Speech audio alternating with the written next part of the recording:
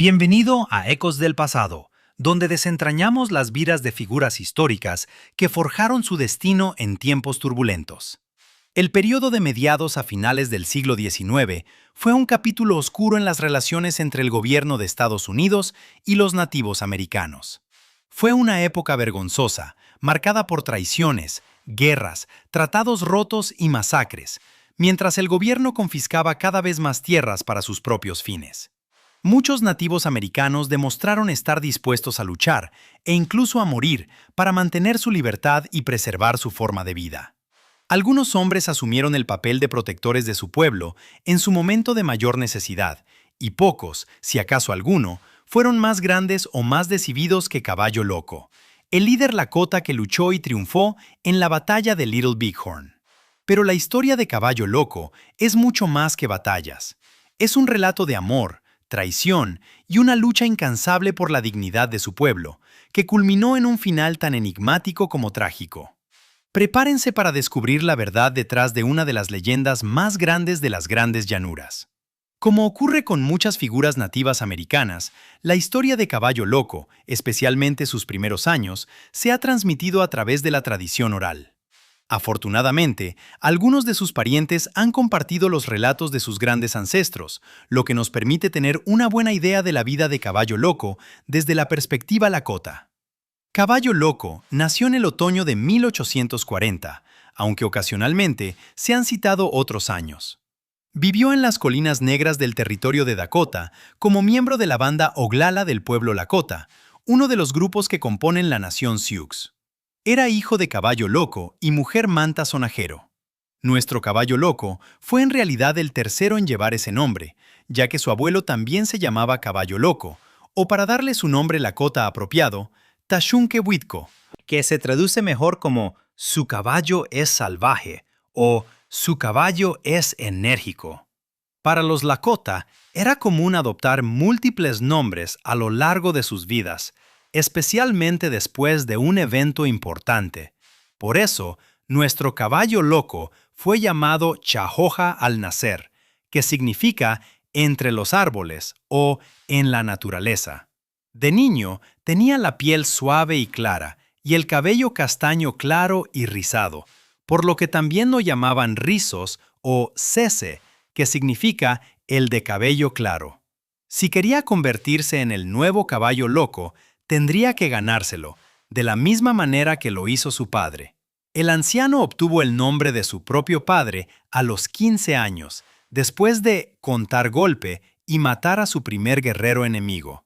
En ese momento, el Caballo Loco original le pasó su nombre a su hijo después de una ceremonia llamada Hanacha, y luego adoptó el nuevo nombre Gusano con búfalo sagrado. Acabamos de usar una expresión con la que probablemente no estén familiarizados, contar golpe, y deberíamos explicarla. Contar golpe significaba golpear a un enemigo en la cabeza con un bastón especial y escapar ileso. Para muchos guerreros nativos americanos, contar golpe a un enemigo era más prestigioso que simplemente matarlo, porque era mucho más peligroso y difícil. Lo contrario también era cierto. Que alguien te contara golpe era una humillación masiva para un guerrero, así que pueden apostar que muchos de ellos lucharían ferozmente, incluso hasta la muerte, para evitar que eso sucediera. Volviendo a nuestro Caballo Loco y cómo se ganó el nombre de su padre. Cuando tenía 14 años, llegó el momento de comenzar su propio Hanacha, una búsqueda de visión que revelaría su propósito en la vida. El Hanacha duró 4 días, pero tuvo que hacerlo una vez al año durante 4 años consecutivos antes de que su viaje estuviera completo. Cuando todo terminó, Chahoja aceptó su papel como guerrero y protector de su pueblo. Fue en 1858, el mismo año en que había terminado su Hanacha, cuando Chahoja se ganó su nuevo nombre. Durante el otoño, una partida de guerra Shoshone invadió sus tierras. Uno de los guerreros atacó a una joven mujer lakota que estaba cortando carne de búfalo en el río Powder. La golpeó hasta la muerte con su garrote y luego persiguió a su hijo pequeño, quien huyó aterrorizado. Pero Chahoja presenció esto y entró en acción, cabalgando rápido y alcanzando al Shoshone. Golpeó al guerrero por detrás y lo mató con su garrote. Después, cabalgó solo hacia la partida de guerra Shoshone, quienes, temiendo que un grupo más grande no estuviera lejos, dieron media vuelta y huyeron a su campamento. Pero Chajoja los persiguió e incluso contó golpe a algunos de los jinetes más lentos. No fue hasta que los Shoshones llegaron a su campamento que se dieron cuenta de que Chajoja estaba solo. Así que los roles se invirtieron y comenzaron a perseguirlo.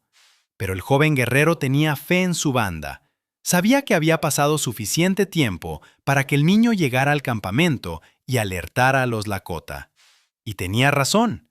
Mientras los Shoshones cruzaban una cresta persiguiendo a Chajoja, se dice que Chajoja mató a 3 guerreros ese día.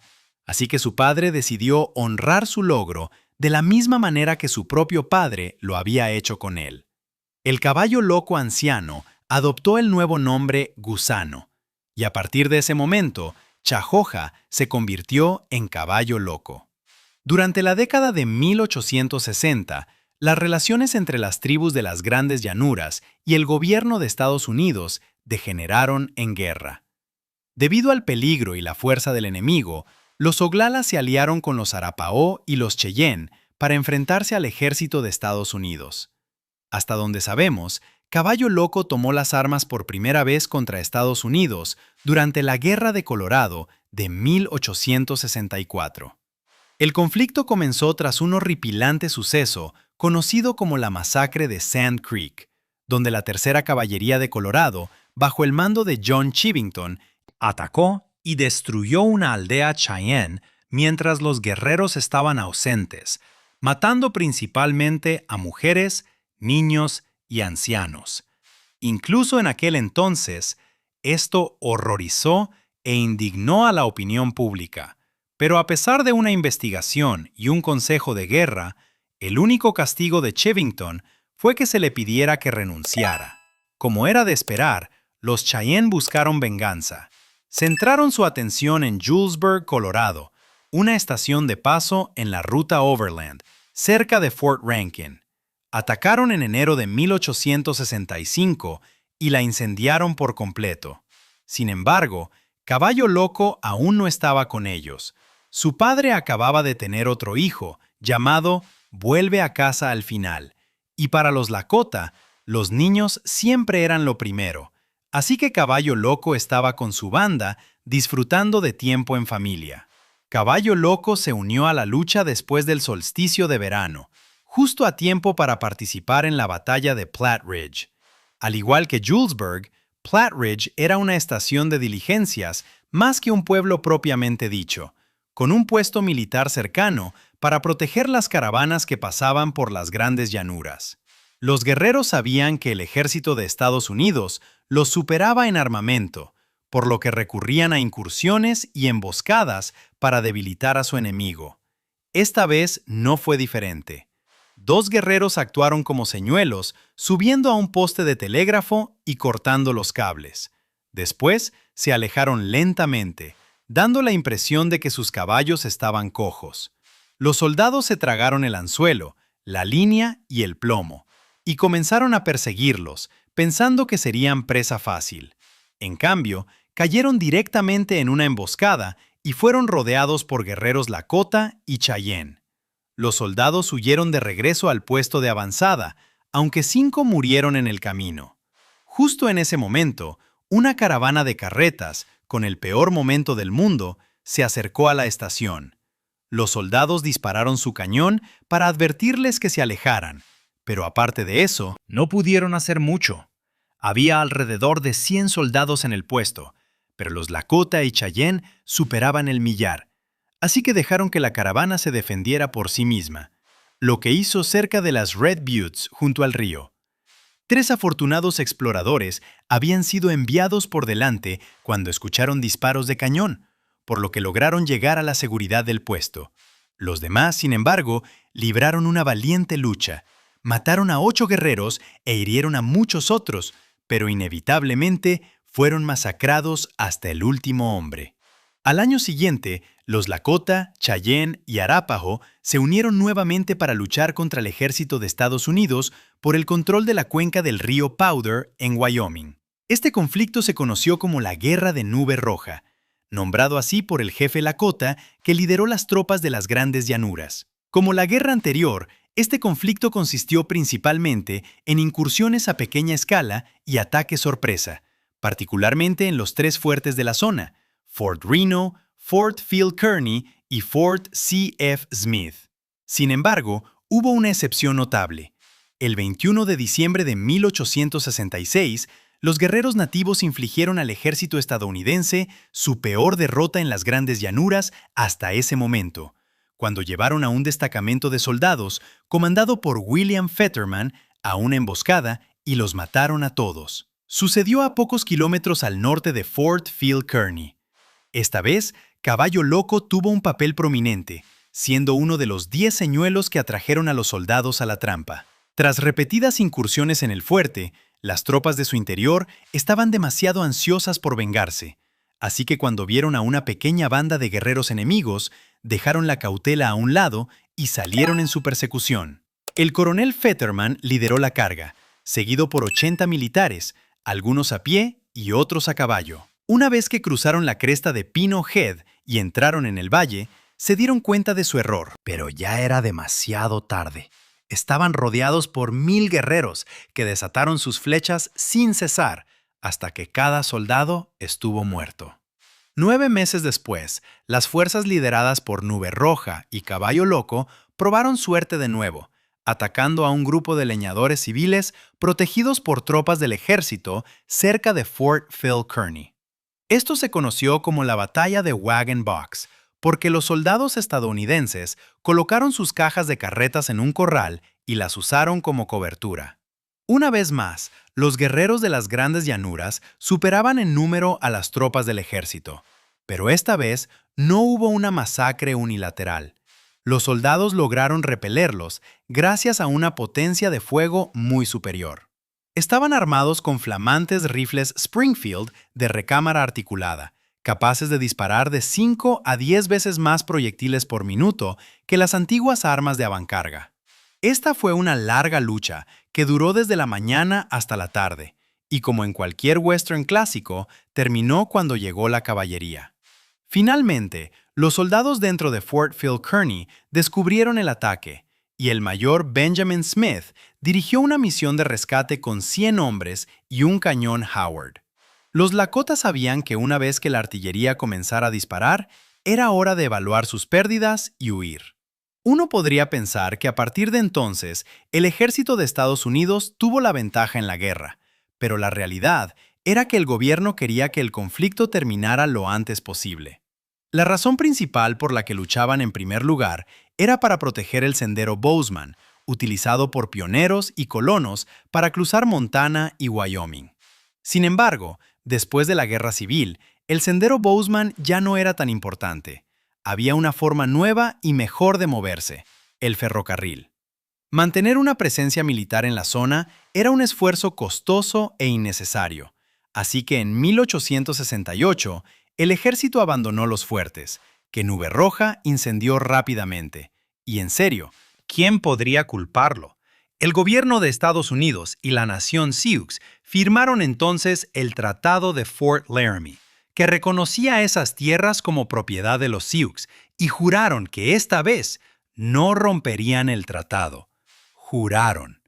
Durante algunos años, al menos, hubo paz entre Estados Unidos y los Sioux, pero no todo iba bien para Caballo Loco, pues lidiaba con un conflicto doméstico que casi le cuesta la vida. 2 miembros de su campamento eran un hombre llamado Sinagua y su esposa, Mujer Búfalo Negro, y no tenían un matrimonio feliz. Mujer Búfalo Negro había estado enamorada de Caballo Loco desde que era una niña, y su marido lo resentía por ello. Además, Sinagua era un borracho agresivo que a veces golpeaba a su esposa después de beber demasiado en el puesto comercial del hombre blanco. Como su padre y su abuelo antes que él, Caballo Loco era un portador de camisa, lo que significaba un líder comunitario responsable de la protección y el bienestar de su pueblo, especialmente de los más vulnerables. Así que primero advirtió a Sinagua que dejara de lastimar a Mujer Búfalo Negro, y cuando eso no funcionó, Caballo Loco la convenció de dejar a su marido y unírsele en una cacería de búfalos. Allí pidió ayuda a uno de sus parientes, Oso Negro, quien accedió a acoger a Mujer Búfalo Negro y ayudarla a valerse por sí misma como una mujer independiente que no necesitaba a ningún hombre.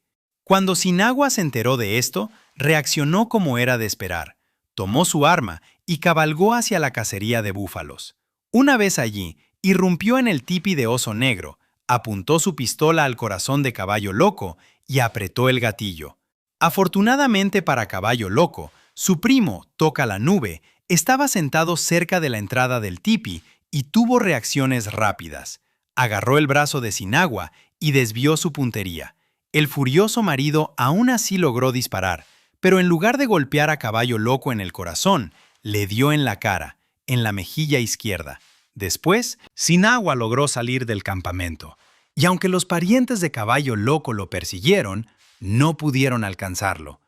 Ahora había dos problemas que resolver: cuidar la salud de Caballo Loco y encontrar una solución al conflicto entre él y Sinagua. El primero fue sencillo.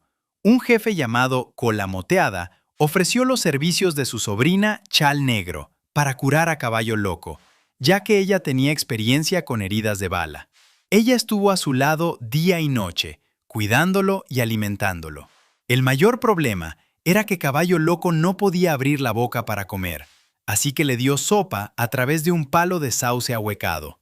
Finalmente, Caballo Loco se recuperó por completo, aunque le quedó un pequeño recuerdo de su encuentro casi fatal, en forma de una cicatriz en forma de estrella en la mejilla. Pero resolver el segundo problema fue más complicado. Algunos de los ancianos pensaron que Caballo Loco tenía la culpa por huir con la esposa de otro hombre, incluso si la intención era ayudarla. El propio Nube Roja vino al campamento para discutir el asunto, y esto no auguraba nada bueno para Caballo Loco, ya que había cierta animosidad persistente entre ellos. Nube Roja pudo haber recibido el protagonismo durante la guerra que llevaba su nombre, pero había perdido mucha autoridad entre los Lakota. Los jóvenes guerreros en particular sentían que Nube Roja estaba demasiado ansioso por hacer la paz con el gobierno estadounidense y mostraban más respeto hacia Caballo Loco por exhibir una actitud más intrépida. Como era de esperar, Nube Roja y los otros ancianos fallaron en contra de Caballo Loco y le exigieron la camisa que llevaba puesta, literalmente. Caballo Loco ya no era un portador de camisa y tuvo que entregar la camisa ceremonial que simbolizaba su posición. A cambio, Sinagua tuvo que pagarle una compensación por, ya saben, dispararle en la cara. Y así terminó el asunto. Las cosas no le salieron exactamente bien a Caballo Loco. Pero no hay mal que por bien no venga. Él y Chal Negro se enamoraron y se casaron en 1871. Chal Negro dio a luz a la única hija conocida de Caballo Loco, una niña llamada Ellos le temen. Lo que siguió fue un tiempo de felicidad para el líder Lakota, quien adoraba a su descendencia en cada oportunidad que tenía. Pero esa felicidad llegó a un final repentino y desgarrador después de solo unos pocos años, ya que Ellos le temen murió siendo aún una niña pequeña, víctima de una enfermedad de tos, muy probablemente cólera. Pero Caballo Loco no tuvo tiempo para llorar en paz, porque su pueblo se enfrentaba ahora a su mayor amenaza. El gobierno estadounidense había descubierto oro en las Colinas Negras. Todo cambió una vez que la fiebre del oro llegó al territorio de Dakota. El gobierno de Estados Unidos sabía lo valiosa que era esa tierra y la quería a cualquier costo. Tratados de paz al diablo. Al principio, hicieron un esfuerzo a medias para mantener a los colonos y buscadores fuera de las Colinas Negras, pero el atractivo del oro era simplemente demasiado tentador para dejarlo pasar, y miles de personas, aún así, arriesgaron ser atrapadas por el ejército o asesinadas por los Sioux por la oportunidad de hacerse ricos. Luego, el ejército dijo que ya no detendría a los buscadores. Envalentonados por este desarrollo, comenzaron a construir pueblos ilegales en tierras Sioux, siendo el más infame de todos, Deadwood, un tema que hemos explorado en profundidad. Y finalmente, el gobierno decidió tomar las Colinas Negras y dio a los Sioux un plazo para trasladarse a las reservas. Por supuesto, se negaron, y así comenzó la Gran Guerra Sioux en febrero de 1876. Nube Roja y otros líderes Sioux ancianos se mantuvieron al margen de esta guerra. Intentaron alcanzar una solución diplomática con el gobierno de Estados Unidos, y cuando eso falló, optaron por permanecer en las reservas y dejaron la lucha a los jóvenes guerreros como Toro Sentado, Gal y, por supuesto, Caballo Loco. La primera operación militar contra los Lakota y los Cheyenne comenzó en marzo, pero Caballo Loco no tuvo ninguna participación. Ciertamente no salió como el ejército había esperado, y después de una derrota en la batalla de Powder River, el mando militar decidió pecar de cauteloso, retirarse, reagruparse y volver a intentarlo. La segunda expedición se lanzó en el verano y fue mucho más grandiosa que la primera. 3 ejércitos marcharon simultáneamente desde diferentes fuertes, uno liderado por el general Alfred Terry, otro por el coronel John Gibbon y otro por el general George Crook. Supuestamente, el plan era converger en los terrenos de Casa Sioux al mismo tiempo y atraparlos en el medio. Sin embargo, el tiempo no funcionó del todo. La columna liderada por el general Crook se acercaba a su destino desde el sur, desde Fort Fetterman. Una vez que llegó a un valle a lo largo de Rosebud Creek, Crook dio la orden de detener la marcha y permitir que la retaguardia se pusiera al día y los caballos descansaran. Los animales estaban pastando y los soldados disfrutaban plácidamente del sol de la mañana cuando un ejército Sioux, liderado por Caballo Loco, descendió sobre ellos. La salvación de Crook aquí fueron sus aliados nativos americanos, los Crow y los Shoshone, quienes temían una emboscada y estaban listos para luchar. Crook tenía unos pocos cientos de ellos en su séquito y lograron repeler a los Sioux el tiempo suficiente para que el resto del ejército se reagrupara y evitar que la batalla de Rosebud se convirtiera en una masacre total. Finalmente, después de infligir suficiente daño, Caballo Loco dio la orden de retirarse. Sus guerreros habían matado a 28 enemigos e herido a docenas más. Pero lo más importante es que la batalla mantuvo al ejército de Crook fuera de acción durante semanas. La infame batalla que cimentó el legado de Caballo Loco ocurrió solo 8 días después, el 25 de junio de 1876, junto a un río conocido como Little Bighorn. El séptimo regimiento de caballería, liderado por el teniente coronel George Custer, se había separado de la fuerza principal del general Terry para flanquear al enemigo. El 24 de junio, los exploradores de Custer localizaron uno de los principales campamentos Sioux. Inicialmente, Custer esperaba un ataque sorpresa, pero no había forma de que pudiera mantener en secreto los movimientos de su ejército de los Sioux en su propio territorio. Cuando se dio cuenta de que había sido descubierto, Custer temió que cualquier vacilación diera tiempo al enemigo para lanzar un contraataque o dispersarse. No queriendo que sucediera ninguna de las dos cosas, decidió atacar lo antes posible. Dado que la batalla de Little Bighorn es más conocida como la última resistencia de Custer, pueden adivinar lo bien que le fue. Custer tenía alrededor de 700 hombres bajo su mando y los dividió en 4 segmentos. Uno era un tren de suministros.